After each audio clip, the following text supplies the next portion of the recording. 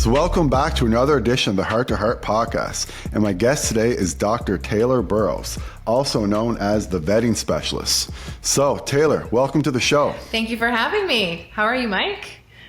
I'm very well today, and I'm happy that you're coming on. I've been following you for a while on Twitter. I love the stuff that you're doing. You're not afraid to kind of get into the action, like we were just talking about before the show, the Jonah Hill comments and that kind of thing. So that's something that I will be asking you a little bit about today. But before we get started, can you give the audience just a little bit of a brief background about yourself? Sure. Well, a lot of people like to know why a licensed mental health professional is now working as a coach. So I was licensed as a marriage and family therapist and a mental health counselor. My PhD is in marriage, couples, and family counseling. And I think it was in 2019 I retired my licenses because I was traveling around the world with my partner, my boyfriend, and it was impossible to do any kind of therapy online when you're all over in remote parts of the world. And other reasons as well. But anyway, it seemed to be the right fit for me to leave the healthcare profession and transition into coaching. So that's how I landed here. And I've always had like an online presence. I have a background in acting and performance, and I was a newscaster for a while. So it's just a nice fit for me to be able to blend the two skill sets that I have, helping people and the social media. It works. So I enjoy it, and I'm much happier now. When are you going to start your own podcast? I did it for a while. I called it the Babecast. And my little brand was Dr. Babe. I had a TV show. Actually, I produced my own TV show called Love Life. And that was a really cool experience, but it was a lot of work. So I understand, you doing this podcast, that it takes a lot of effort, and I appreciate you inviting me. So thank you. That's awesome. And also too, you do have quite a few credentials behind your name. So like I said, I introduced you as Dr. Taylor Burrows. So you have a PhD, and it's in marriage, couples, and family counseling, correct? Yeah, that's right. So it's funny because my doctoral research was on child sexual abuse. My clinical specialty, aside from like marriage and general mental health, was trauma recovery work. And so my research really was heavily influenced by, faculty advisor and the school in general.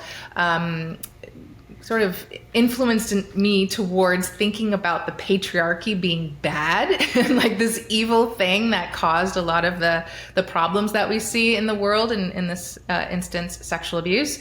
And so it's funny how you see my evolution of reading my research back then, and then a lot of my values have changed since then, and recognizing that it's a little bit more complicated than that. You can't just blame the patriarchy on the incidence of abuse. So people sometimes assume I'm very conservative or traditional in like that cliche sense, but I'm not. I'm much more integrated in my views, but I've come full circle and really had a few paradigm shifts to arrive where I am now. Well, I'm happy that you've arrived where you are, and I'm excited to, get started and ask you a few questions today.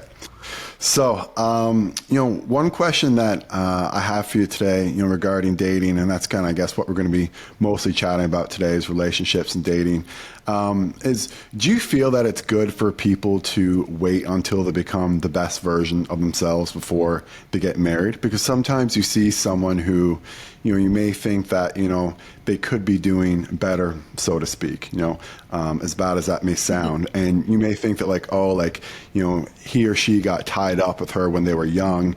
Now they're completely different. If they were in the dating pool now, they'd probably, get someone, quote unquote better. So how do you kind of give that advice to people? That's a really good question. And I think, I talk about the ideal self and how it's important to become relationship ready before you get out there and try to start attaching to someone and building that relationship with someone. And part of that is approaching your ideal self. It's not like some finite destination that you're done working on yourself and it's all over, you're perfect. But that horizon that you're looking for, you have to kind of conceptualize who you want to be, who do you aspire to be, and becoming congruent. So recognizing who you are, like in your default state, like right now, and then where you're trying to get to, and making that distance a little bit smaller and heading in that direction just by putting in daily habits and intentionality into your life. So I think a lot of people just expect,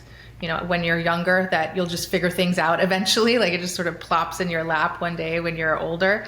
But recognizing that it takes a lot of work to make these things happen. You have to build yourself to become that person. And, there's that distinction that you hear a lot about how men make themselves, but women are born special and they just have to preserve themselves, that kind of thing. I don't know if you've heard that, but No, I've heard that before, for sure. there's definitely truth to that. And I get the sort of the polarity there. But I think for women too, we can't just be complacent and expect, the world to just fall in our laps, right? Like, I think obviously there is some truth to that, but we can't just be complacent about who we are with all our flaws, expecting to be accepted just as we are without putting in that effort to refine ourselves constantly and be growth oriented. Yeah, it kind of reminds me, actually. So I did read Mark Manson's book, Models. Now, it was the last of his books that I read, and ironically, I was actually already in a relationship with the girl I'm with now when I started reading it. But I had read his other two books, and then I actually just think I went on Amazon, typed in his name, and see if he had any other books, and there was one other one of them there, and I liked his other two, so I just bought it. But the reason that I brought that up, I'm not sure if you're familiar like with his work, but in that book, like, I didn't find there was any dating techniques or anything like that. He was basically just trying to say, like, if you want someone better, like, you need to be better. So basically, like, the best thing to do in the dating world is to, get into self-improvement, improve yourself. And then if you improve yourself, you'll likely be able to get, better partners or have more people attracted to you, kind of thing. And I think that was a really good message. And, I would encourage people to read that book.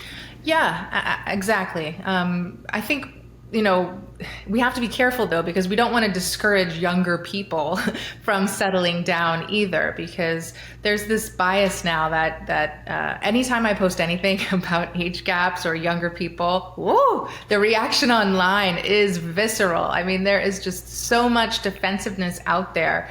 It was, oh gosh, remind me who the actress is, the one from Stranger Things.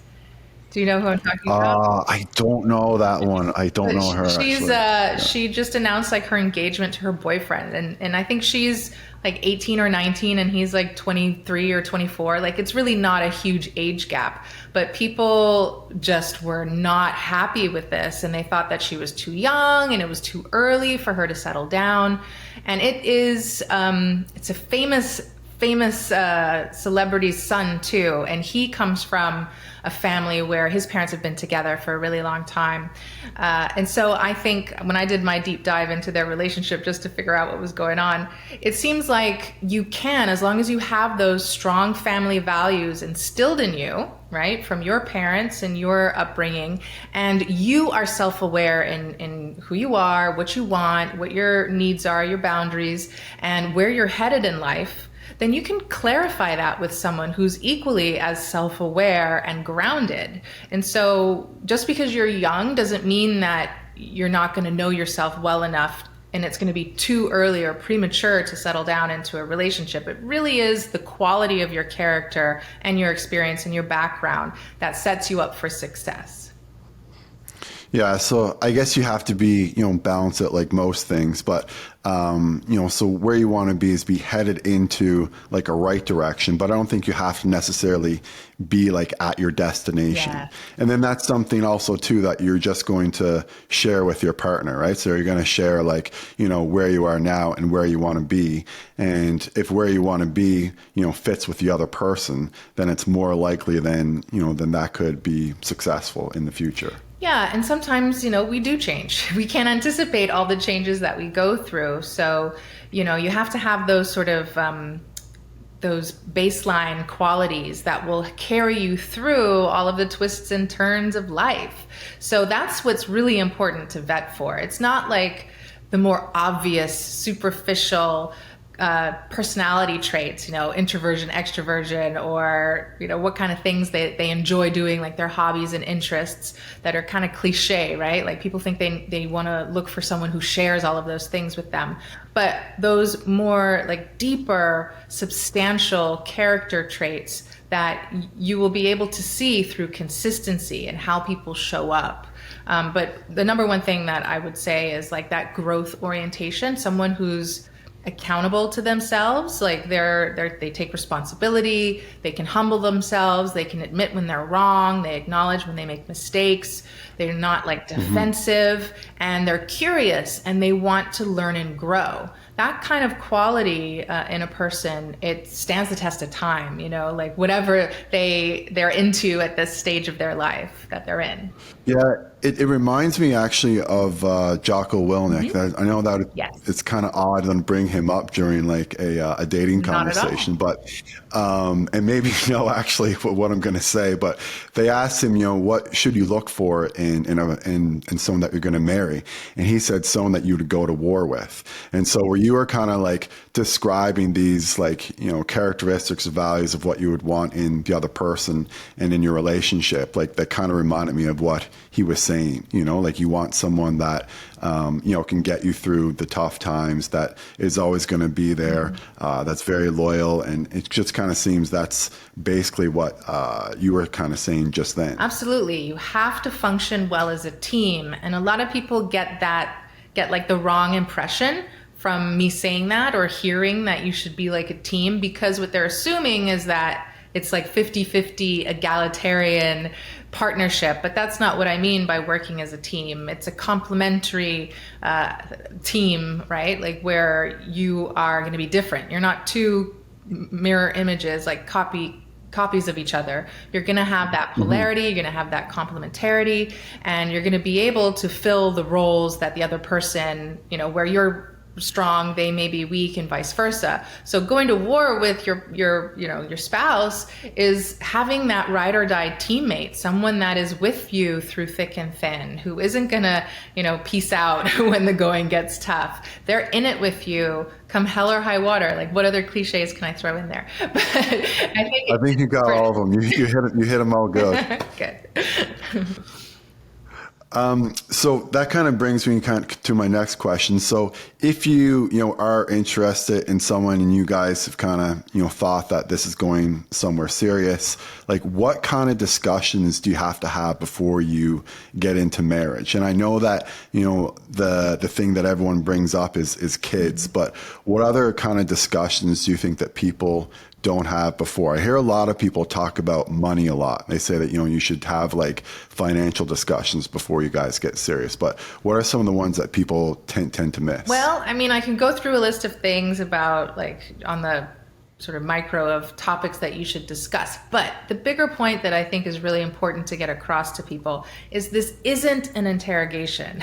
This should not, vetting in itself should not feel like you have like a long laundry list of questions. And I know there's like, I forget who it is that has that like 36 questions to ask before you get into a relationship with someone. But I think it's leading you down the wrong path. It's about experiencing life with someone first. So these topics should be like demonstrated by the way they live their lives. And so the conversation should be coming up more organically because they're contextual to what you're experiencing with them. So finances, right? That is applicable in so many situations. So when it comes up, when you're dealing with money stuff, like have a conversation, pivot and have a deeper conversation about what is their attitude towards money, spending, saving, and what are their plans for the future. I think that's a really important value system in order to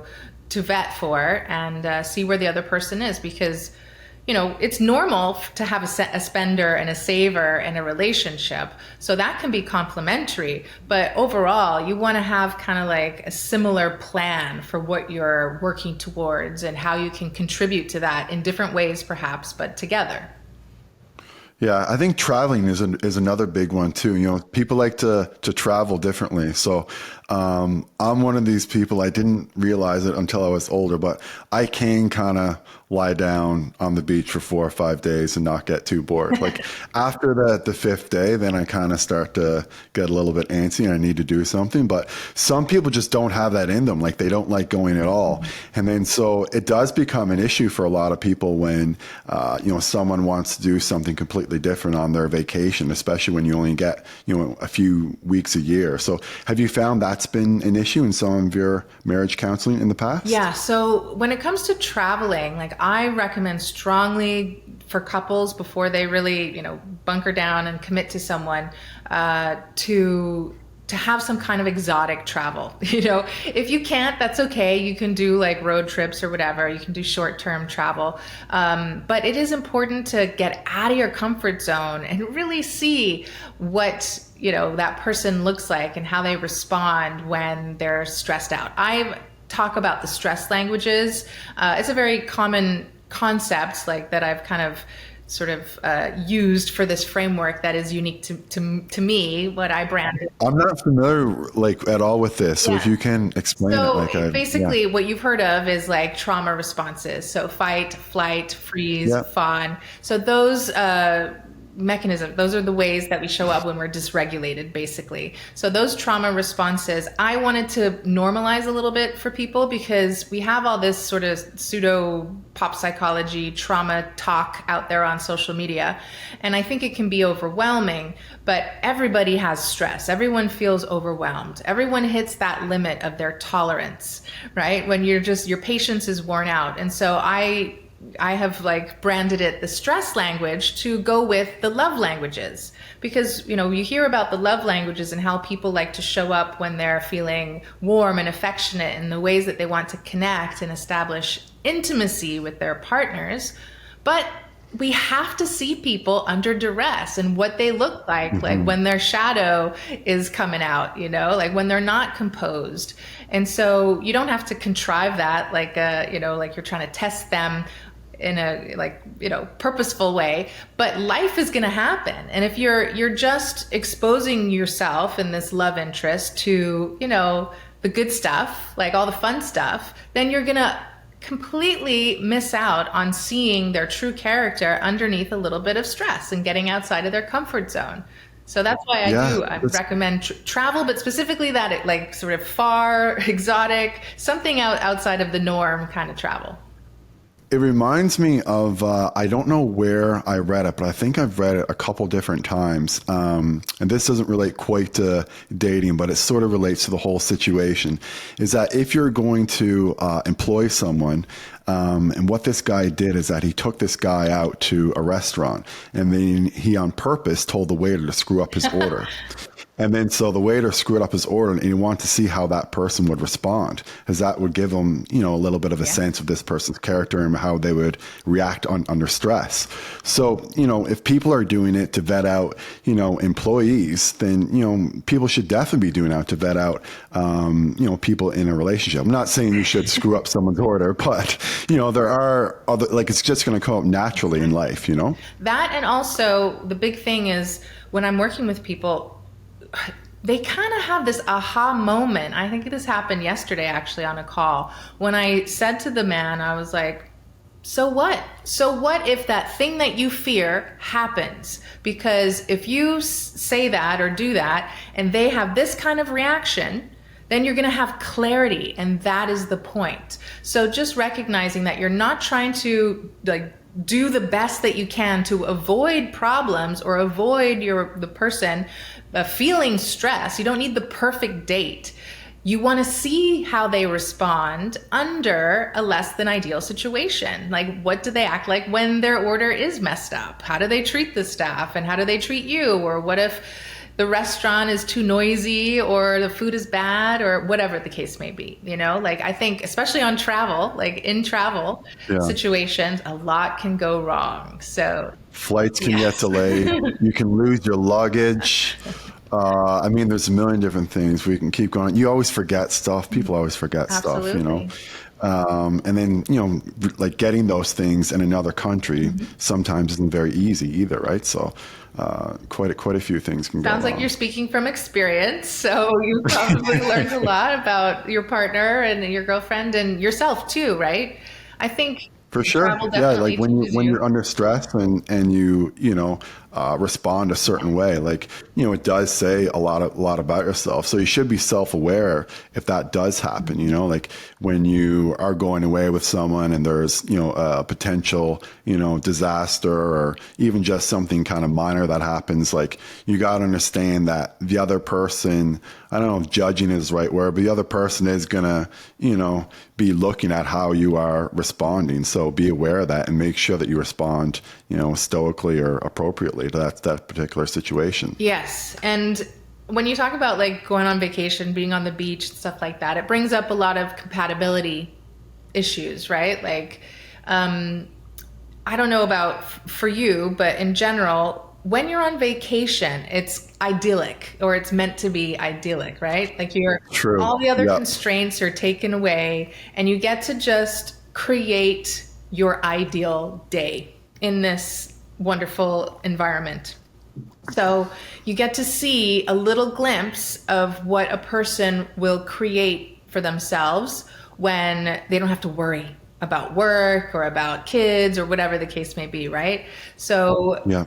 you have to align on those things, right? Like, what does your ideal lifestyle look like? And if you're together, they have to mesh. So you can't have two very different outlooks. Now, you can be complementary again, like woman maybe, I don't know, like more fixated in this case, maybe she likes to get out there and do stuff, maybe go to the spa, maybe go for hikes. And you're like, I'm chilling because I worked my ass off and I need a rest. So I want to relax. That's me. And that can work as long as you negotiate a little bit too, right? Like maybe we do this Yeah. at this time and then we do that at that time because it creates the perfect balance, having both of those influences push and pull against each of you, that you create this wonderful balance together, being these complementary halves or wholes, making like an even better, bigger whole together. But if you don't know what your ideal life and lifestyle looks like, it's very hard to know what you're looking for in a person. And I think too, it's easier to negotiate when they're not at the Yeah. extremes.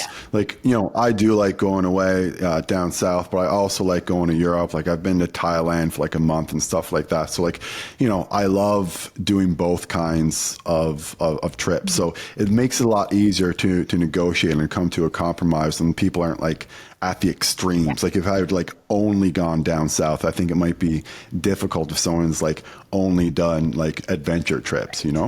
Yeah, that you bring up a good point, and that goes back to like the introversion and extroversion is another example of that too. Like, as long as you're not on those polar opposites, and as we mature, we usually tend to fall, closer to the middle. Like we get a little bit more moderate in our some of our tendencies because we learn how to, if we're introverted, we learn how to be more extroverted and social, and it becomes more habitual. And if we're more extroverted, I think I was much more of an extrovert when I was younger, and I've definitely become more introverted.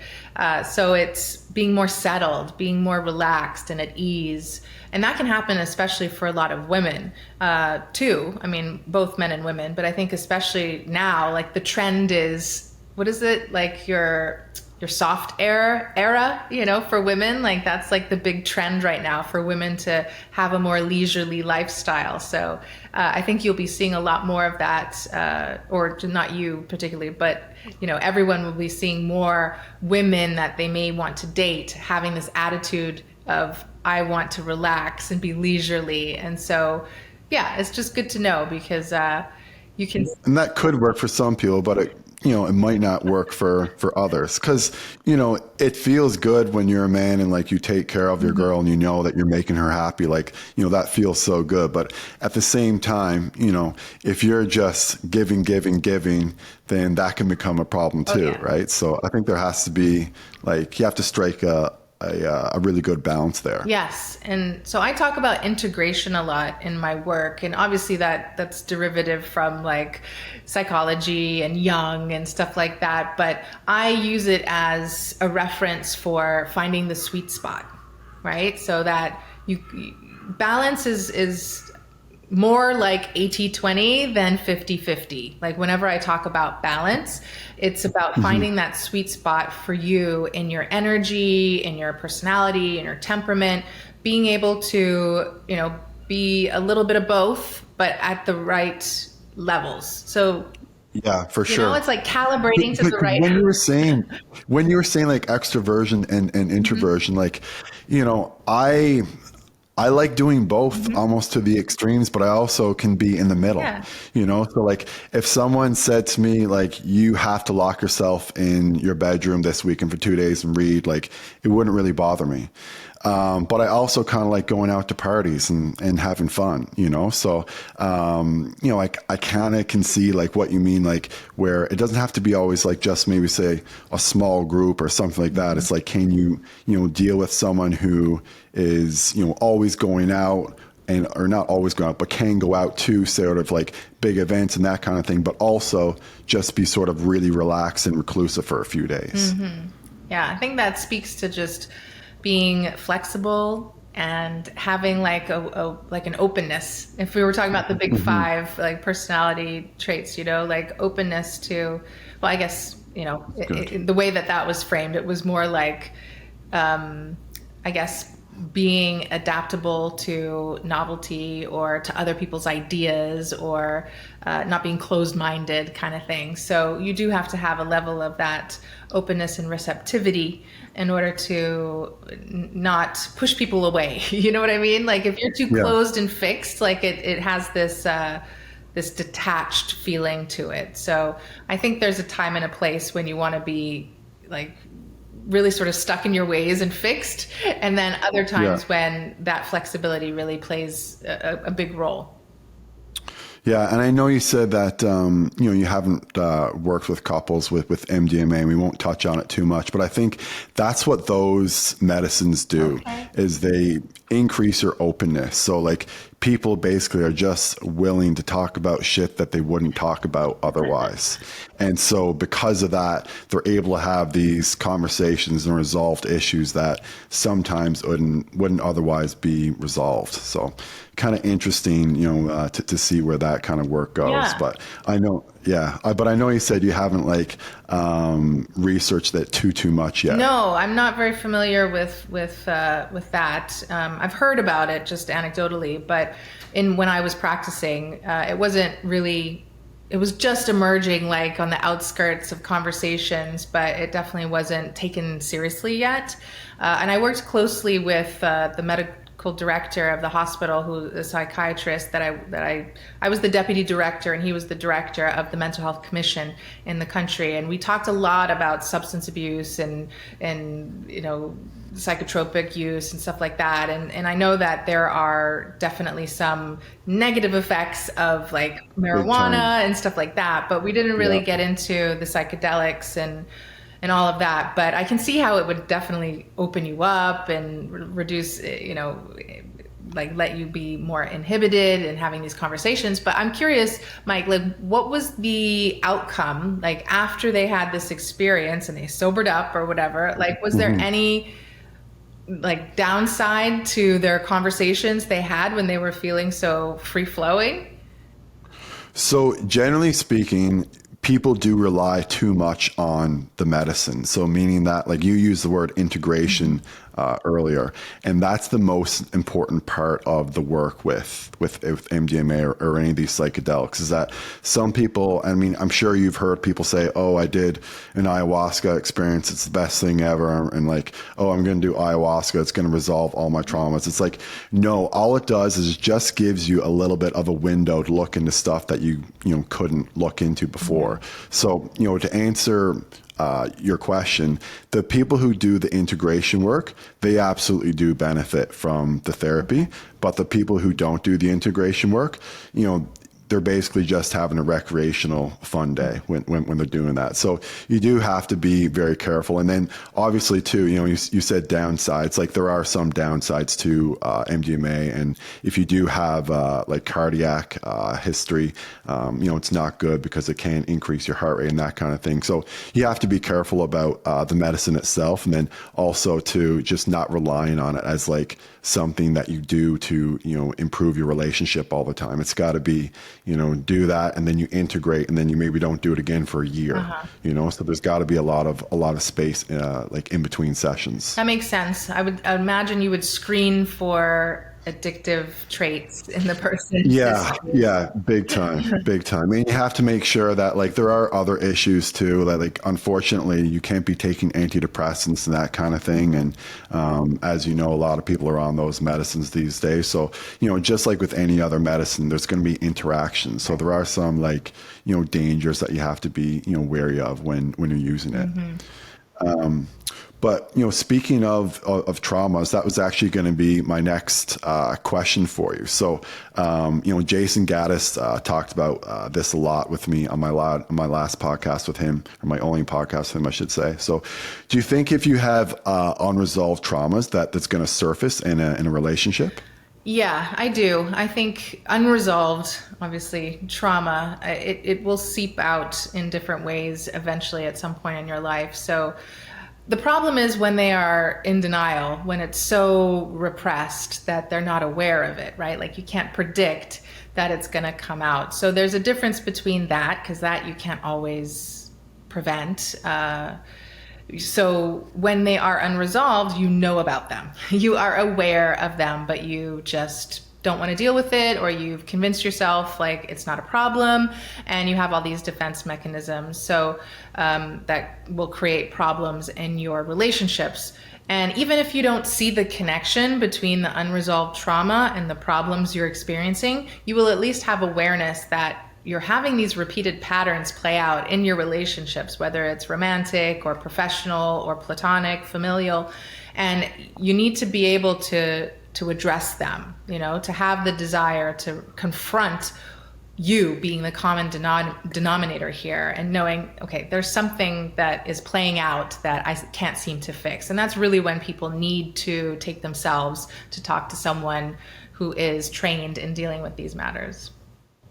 Okay, so if you are, dealing with trauma, and this is what Jason kind of said, like you should go to therapy and like almost before you get into a relationship. I mean, I don't know if he's saying that directly, but he's basically encouraging everyone to do therapy, more or less.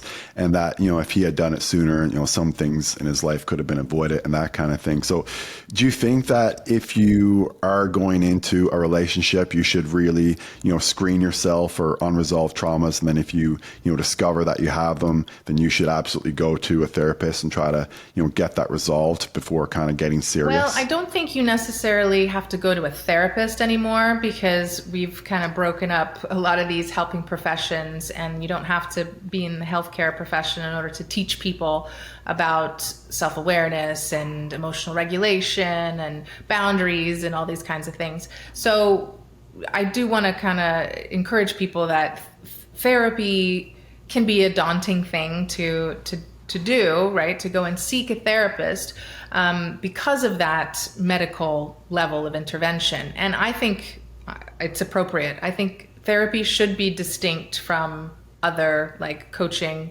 professions, just like, there are specialties within different alternative medicine and stuff like that.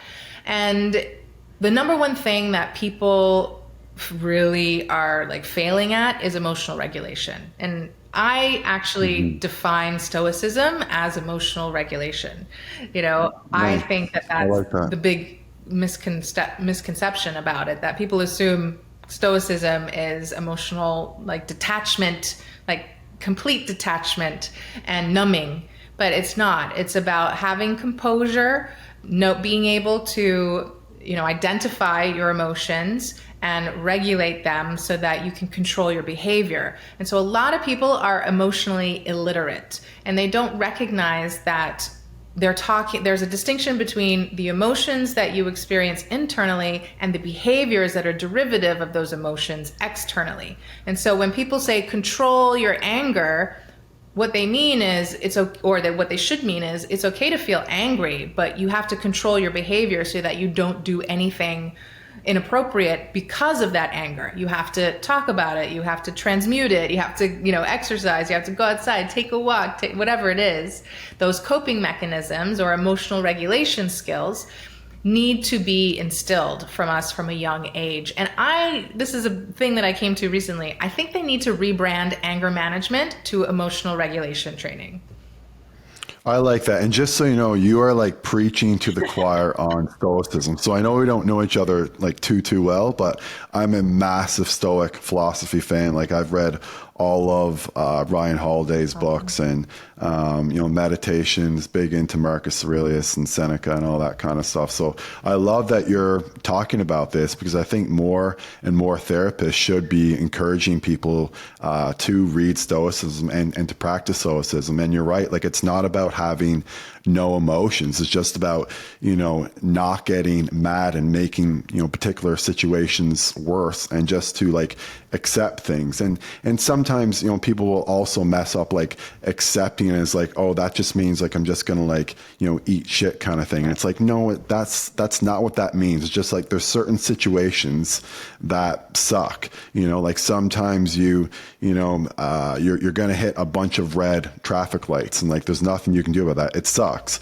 But, screaming and yelling at other people is just going to, make it worse. So like you can't always, fix every situation, but you can certainly, prevent every bad situation from becoming worse. And I think that's what, Stoicism is mostly all about. So I love that you're, talking about this. So is this something that you would chat about with people that are in marriage counseling or family counseling, is sometimes about Stoic philosophy? It's funny. I wish I knew then what I knew now, right? When I was a practicing therapist, this knowledge that I have now was not taught.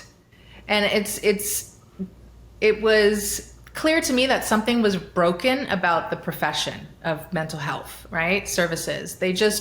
They teach a lot of effeminized, it's literally like social justice and feminist theory. I'm so glad you're saying this. Keep going. Yes. And so it just wasn't working, and I wasn't allowed to step outside of obviously the ethical mandates of being a therapist to talk to people in a way that I thought would be helpful for them. And I was just coming to a lot of these ideas at the time when I ended up sort of making this big change in my life of leaving the profession. But since being a coach and I have these conversations with people, it's so much more effective when I'm working with someone. And so therapy is very different from coaching. And that's like, you have to know who you're going to see. Like the therapist that you go to see, you need to know what their values are. I always tell people, because they ask me, how do I know who to see if I want to see a therapist?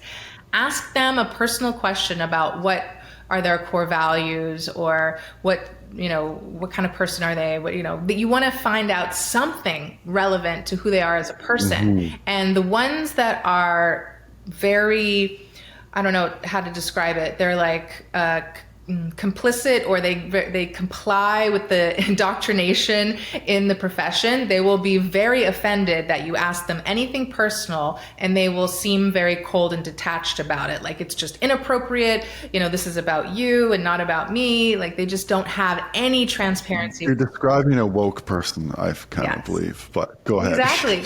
But the ones that are more grounded and they're more self-aware and they understand the nuance here of how to be a therapist, but also to be human.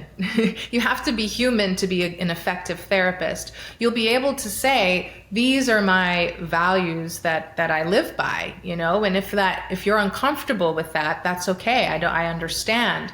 I will do this to not bias the work that I do with you. So whether I'm a Christian or whatever the case may be, like that's not going to affect the work that I do with you.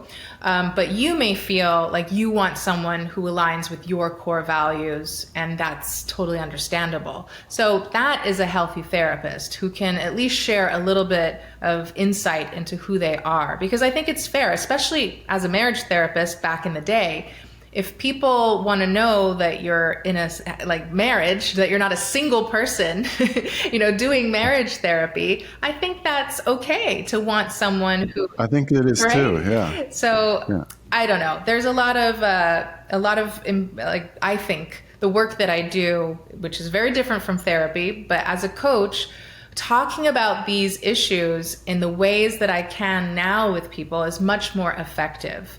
And a lot of it comes from the transparency of who I am and what I call it's values infused work. So people don't feel like I'm just regurgitating some answers from a book, like some kind of textbook methodology. I am, sharing with them my insights based on my formal knowledge, but also my, informal knowledge that I've acquired on my own and my personal experiences. They're talking to Taylor. They're not talking to the therapist that. Yeah, like things that you've learned on your own, just in your own personal relationships. Exactly. And then you have like the best of both worlds, because then you're combining, all the book stuff or academic stuff, whatever you want to call it, with all of like the real world experience. And when you have both, then that's how you, become better therapists, I think, and provide better work for people. Absolutely. And I mean, as a medical doctor, right, I think it's different. The lifestyle of being a therapist is very different because we are the tool. Whereas as a medical doctor, yes, you're doing the work, but the research or what am I trying to say? Like the treatments are the tools. Yeah. You're not the actual treatment. Whereas in therapy, 100%. you are the treatment tool, and it impersonalizes you, and it can create a lot of problems, I think, in the psyche of the practitioner. I don't know. I'm getting on a tangent, but No, I understand like exactly what you're saying. Like in medicine, like particularly when I work in like walk-in clinics and stuff like that, like, if I look in someone's throat and I see pus, then like antibiotic, and like anyone can do that. Like any doctor can do that, in some ways any person can do that, but any doctor can recognize that, and it's not going to be like a different treatment for a different person, right? Like each doctor is probably going to give you a similar antibiotic. But if you're a therapist, you do have to align like values with that person, because obviously there can be some issues if someone say is like extremely on the right spectrum and someone's extremely on the left spectrum. Like that therapy and that work, as you say, like is going to be different, whereas like the antibiotic is basically going to be the same every time. But I would say though, if you are looking for a doctor who's say more open-minded and that kind of thing, you should look for a doctor who takes a lot of care of themselves. Yes. So like you don't want to go see a doctor for certain like questions about like nutrition or diet, exercise, that kind of thing if the doctor's overweight or obese. I'm not saying that those physicians sometimes aren't great physicians. Maybe they're in a transition phase where they are getting their weight down, but like in general, you would want to kind of try to find someone that kind of matches you. And I could see in therapy how it could be a little bit more important, say, than in medicine. But I do have a few more questions for you, and I know we only have maybe 15 minutes left or so. So I do want to get through a couple of them if we can. If we don't, it's okay though. So I was going to ask you, because this comes up a lot in conversations. Do you think it's important for guys to go through like a player phase, or for girls to go through like a promiscuous phase before they settle down? Because, people kind of encourage it to a certain degree, not everyone, but they do kind of encourage that behavior for a while when people are young, because they say like, once you're settled down, then like you can't, be at that stuff anymore. So like, what advice do you give to people who kind of have that particular belief? Well, I tend to work with older people, and I don't mean, some of them are maybe in their 50s, but people who are like restarters or late bloomers. So they usually come to me after their 20s. And so they've been through sometimes they've been through the PUA stage or whatever you want to call it. And now they're recognizing that that was unfulfilling. And so they want to figure out how to focus on being intentional and consciously choosing the right kind of woman to marry. But if you can avoid a lot of that fallout, I always think it's better to try to learn from other people's mistakes. Experience is the best teacher, 100%. but at the same time, it's like, at a certain point, there's diminishing returns on experiencing more and more things. So I would definitely encourage people to try to get to that place of stability. I really try to focus on getting yourself stable and healthy, mentally, physically, financially, all of the above, more than anything. And then in your 20s, obviously, that is the time when you can explore if things come up. But you don't want to run away and escape life and reality. I think it's important to have that grounded family system, that keeps you honest. But a lot of people, they didn't grow up with that kind of stability in their lives. And so they're searching for something. And oftentimes that happens in dating, the wrong people over and over again and being burned. And that can be a lot to carry. And especially for women, I think, we talk about, I even mentioned this to you about the whole pair bonding conversation and how, I forget what the research is, but like there's research that says divorce rates, the higher the divorce rate is, the more previous partners someone has had. And the theory, the hypothesis is that it's pair bonding ability goes down the higher the number of previous partners you've had before marriage. And that's for men and women? I think so. I think it's supposed to be across the board, but emphasized for women. And here's the thing, though. It's like there's so much involved in this process that I think that they're isolating the number of partners when it's too dynamic to make it that singular, because it's probably a lot of psychological problems and behavioral acting out issues that we're seeing contributing to poor pair bonding. Now, number of partners is just one of those correlates. But ultimately, what I talk about, like with my male clients, because they're always asking me this question, I say to them, that's your personal choice. You have to be honest with what you can tolerate. That is the bottom line. So do you tell some people like, okay, like go get it out of your system, or like, no, don't go get it out of your system? Like, is there any kind of direct messaging you ever kind of give to them? Yeah, my messaging is be ethical. So always be honest and direct about what your goals are, what you're looking for, and what you're doing. Do not, be dishonest. Don't manipulate people. Don't be transactional, unless it's clear that like you are both getting what you want from this scenario. But when people are interested in playing the field, let's just say, when they're interested in playing the field, I may continue to work with them as long as they are acting ethically with integrity with these people. And it's inevitable that men especially, they want to put their hand in the fire.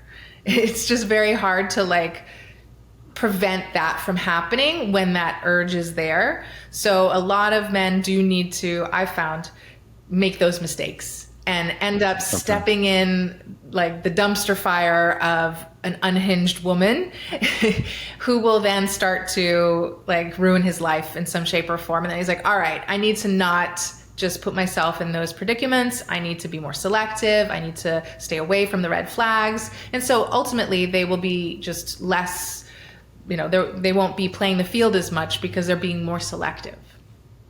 Okay. Do you ever have clients though say that when they're older and they come to you and they say like, I really feel like I missed out because I didn't do anything when I was younger. I didn't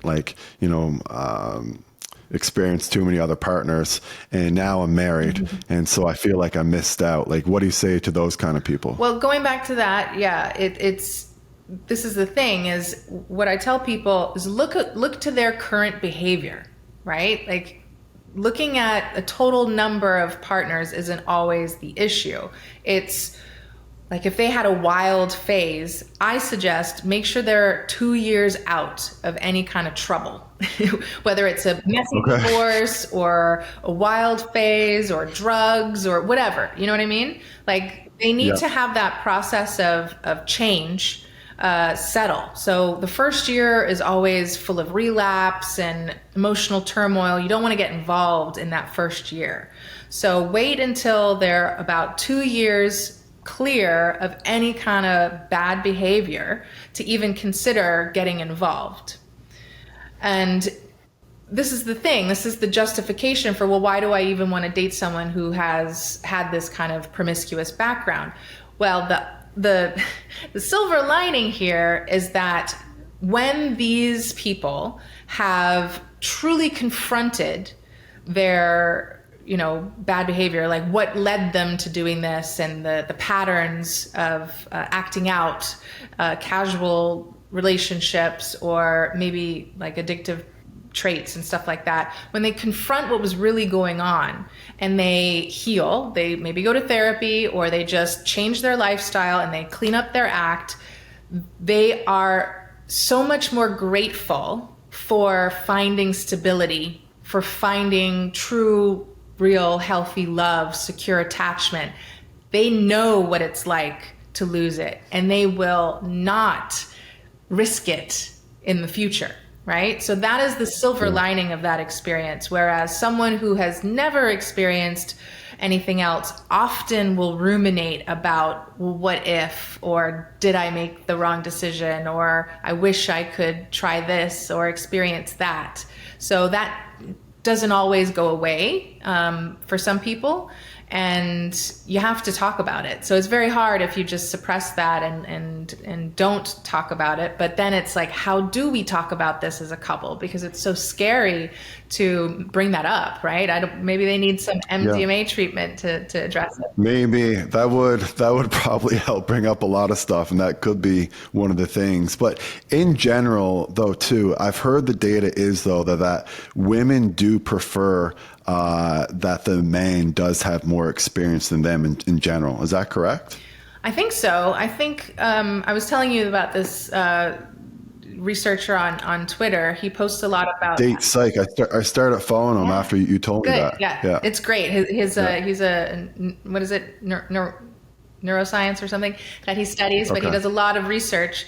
And I think the average number of partners is like 8 or 9, something around there, like around that amount, where the people who have the lowest numbers, they're seeking people with low numbers as well. But the people with higher numbers, they don't really care. But most people don't actually even bring this up whatsoever. So I don't know that women are necessarily preferring men who have had higher numbers of partners. What they want is a partner who is confident, who is self-assured, who's a good leader, right? And so you don't really need to know the details of that, but knowing that he's a man in demand or a man of options, like you see him in that way. Mm-hmm. Yeah, you see him as like someone with options, and that would kind of, then attract you more to that particular person, essentially. Okay. All right. I know we don't have too much more time left, and I want to ask you this. This kind of touches on both of our fields, actually. So do you think it's unfair if someone is taking psychiatric medication to not disclose it to their partner? And if you do think they should disclose it, like how long into the relationship should it be disclosed? I do think it's inappropriate to keep that from someone that you're with. It's important information, especially, the more serious your relationship gets. I mean, it can come up, and to have that kind of secret, I think, would be a betrayal of trust. But it can also have implications. Like if something happens, like you said, if they need to go to the hospital and, you're the only one there, and they need to know what kind of medications they take, and you don't know, like things could happen, and you can't always anticipate those things. So you have to wait until you develop a level of connection, of transparency with someone. It's not something you need to lead the vetting process with. Like, for instance, I have a client who has a diagnosis of bipolar, and he was asking the same question, and we processed this from day one. And so knowing when you've reached a point with someone, maybe like definitely 3 months in, let's just say that, definitely 3 months in, no earlier than that, and it looks like it's getting serious, then it's very appropriate to bring it up. It's as if you were going to go travel with them. Like, if you're going to take a trip with them and you need to take your medication, it's time to tell them what kind of medication you have to take. Yeah, for sure. Actually, it kind of reminds me of, this is just a little bit of a weird story, but Derek from More Plates, More Dates, I don't know if you follow him, but like he has sleep apnea. So he said it's always super weird, like going over, it's like a girl's house, just bringing this like massive machine over. Yeah. But like you are going to discover, things when you sleep with someone, and I don't mean to actually just physically sleep with them, but like sleeping over, like people are going to take, insomnia medications. They may take their psychiatric medications at that time. So there's a lot that can kind of go on there. And I think that it is, it kind of comes in line with like finances, I think too. Like, obviously you're not going to ask one on the first date, like, oh, how much money do you make? You know what I mean? That's not like an appropriate thing to say. Just like it's not like appropriate to ask one like, hey, do you take any psych meds on the first date? But I think that eventually, like, after 3 months or so, like those things should kind of like naturally come up in conversation anyway, if you do have like a good close connection. Yes. And so going back to vetting and not being afraid of, having an awkward conversation or whatever, like you don't want to keep these things to yourself. Like, don't be afraid to ask about, if you see somebody taking something, ask what it is. If their reaction is going to give you a lot of information too. Do they feel like they're hiding something? Are they kind of avoiding the question, or are they pretty honest, and do they feel humble about it, or are they arrogant about it and kind of dismissive?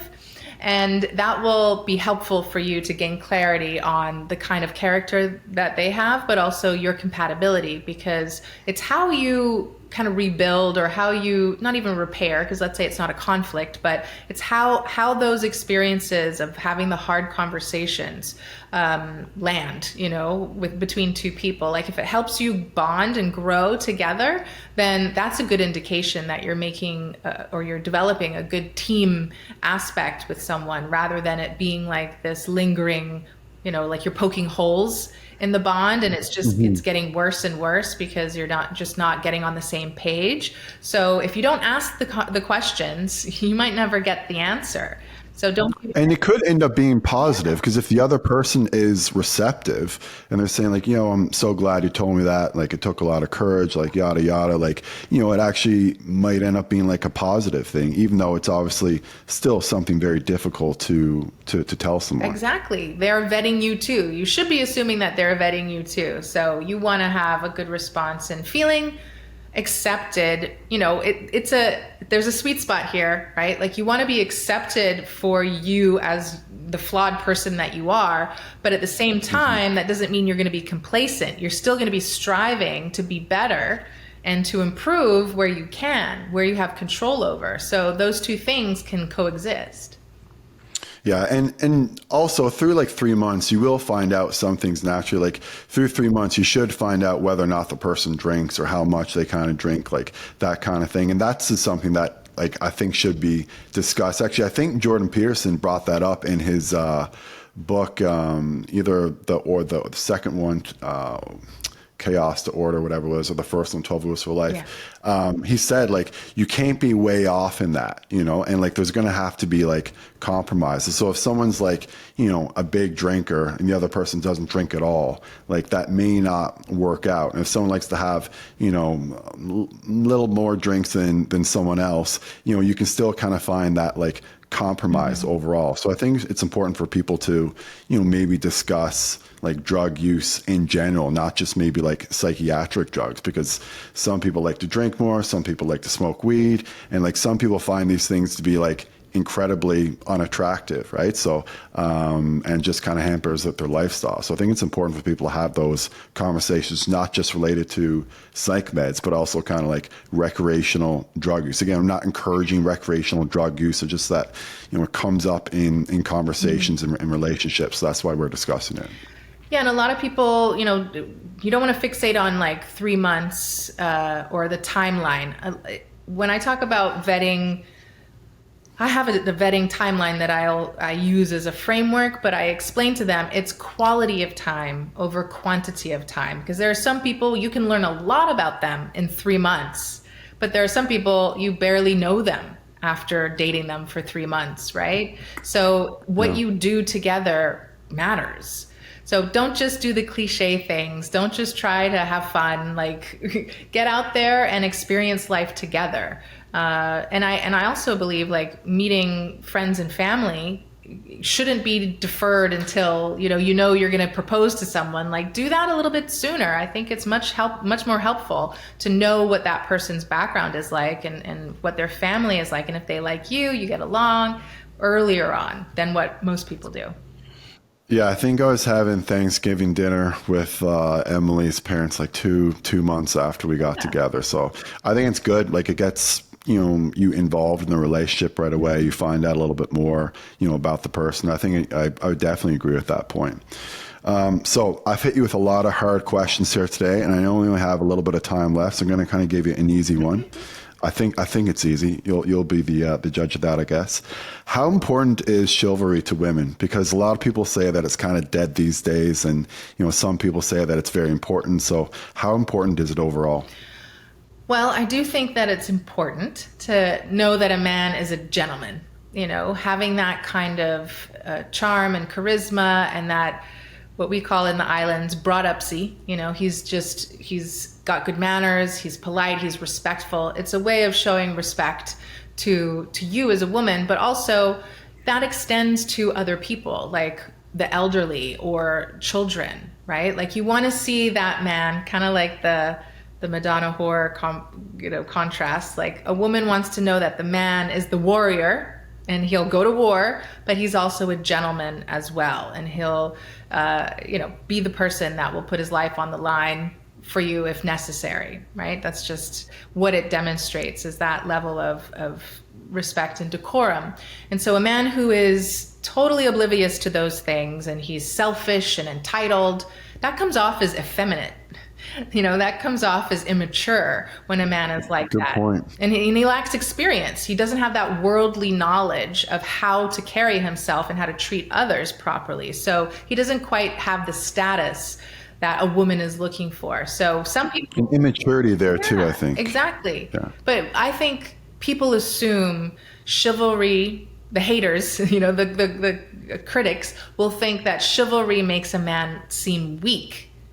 But I see it the opposite way, because that really shows his status, that he is that level of king. A king is going to have chivalry, or a knight, someone of high status, versus that kid that's boastful and, immature and selfish, just carrying on like he should be catered to, doesn't come across as someone as important or as... just attractive to a woman.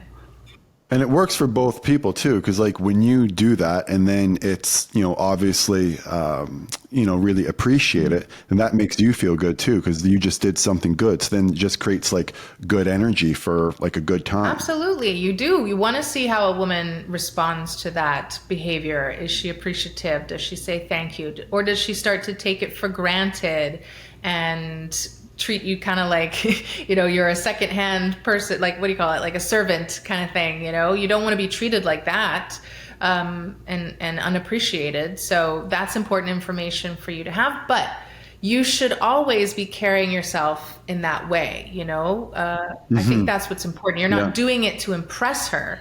You're doing it because that's respect, and that's your character. Exactly. Like, that's the way you want to behave all the time. Like, it's not just you want to, treat your girlfriend or your fiance or your wife appropriately. You want to treat everyone appropriately because, that's how you behave. That's just your overall character as a person. 100%. That's how I was raised. So that is my bias. My mother's actually Southern. She was born in New Orleans and grew up in Alabama. But my father's side of the family is all Jamaican.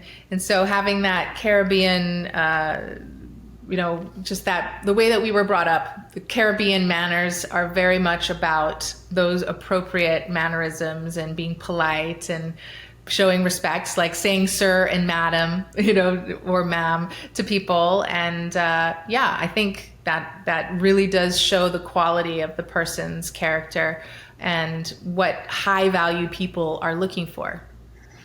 Well, I love Jamaica. I've been there 3 times. Awesome. I love the people. Obviously, I love that what they're doing with cannabis down there. I also love what they're doing with psilocybin too, or magic mushroom. So, Okay.